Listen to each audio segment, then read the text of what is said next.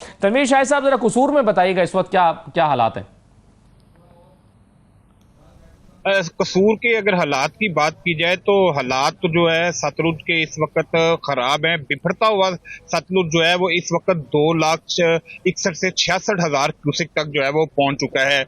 1988 में जो सैलाब आया था उससे जो है अभी हम जो है वो चंद हजार क्यूसेक पीछे हैं। अगर वैसा पानी आता है तो मजीद जो है वो तबाही आएगी। इंतजामिया ये अलर्ट जारी कर चुकी है कि मजीद जो है वो आइंदा चंद दिनों में पानी आएगा। जो यहाँ मैं असद भाई आपको एक बात बताऊं कि 72 देहात ऐसे हैं जो मब्बू के सैजरा यूनियन काउंसिल से शुरू होते हैं और कंगनपुर तहसील चूनिया तक जो है ये दरिया जाता है। 72 देहात की तमाम फसलें जो हैं फ्रंट पे हैं, वो तबाह हो चुकी हैं। उनके जो है वो सैकड़ों एकड़ रकबा जो है वो तबाह हो चुका है और 30 से 36 देहात ऐसे हैं जिनके अंदर पानी दाखिल हो चुका है, जिनका जमीनी रास्ता जो है वो मुंतका है। मैं अप स्ट्रीम पर जो है वो तलवार पोस्ट पर मौजूद हूँ। मेरे पीछे जो है वो तलवार पोस्ट पर कैंप भी इंतजामिया ने लगाए हुए हैं। रेस्क्यू का जो अमला है पुलिस के जवानों के साथ, पाक फौज का अमला जो है वो, रेंजर का अमला जो है वो यहाँ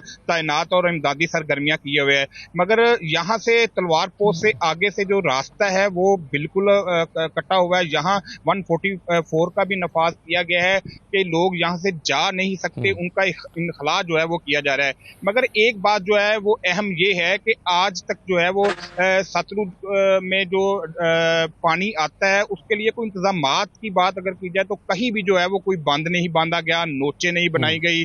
बिकीविंड मेरे राइट साइड पे है, ये बताएं कि ये जो आप 72 देहात का आप कह रहे हैं ना जी तनवीर साहब, आप कह रहे हैं कि 72 देहात तबाह हो चुके हैं, फसलें तबाह हो चुकी हैं और कई देहात में पानी दाखिल हो चुका है। ये कौन कौन से ज्यादा मुतासिर देहात हैं और कौन कौन सी फसलें मुतासिर हो रही हैं? इस वक्त कौन सी फसल तैयार खड़ी है?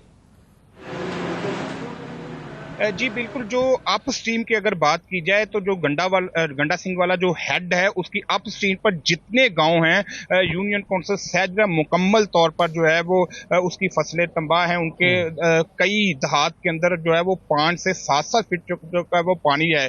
फसल जो है वो सबसे अहम जो फसल है वो मकई की फसल यहाँ जो है वो काश्त होती थी, वो बिल्कुल जो है वो तबाह हो चुकी है। उसके बाद जो है वो तिल की फसल है, उसके बाद जो है वो धान की फसल जो है धान की फसल बिल्कुल जो है वो तैयार फसल थी। 1 माह बाद जो है वो उसकी कटाई होनी थी।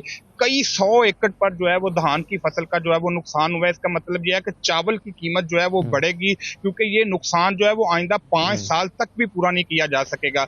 जो नुकसान इस वक्त तो हो चुका है, क्योंकि 72 धात जो है वो उसका चावल की चलें वो तो कीमत बढ़ना तो एक बात की बात है, लेकिन इस वक्त जो मुआशी तौर पर नुकसान किसानों का हो रहा है वो भी बड़ा तकलीफदेह है। और इसी तरह से जनूबी पंजाब में कपास की फसल तैयार खड़ी है जो कि बहुत, और पिछले सैलाब में भी 2022 में सैलाब आया था उसमें भी कपास की फसल बहुत तबाह हो गई थी। तो इसका ओवरऑल इफेक्ट जो है वो किसानों पे भी पड़ता है और फिर पाकिस्तान की मईशत पर और एग्रीकल्चर की जीडीपी पे भी।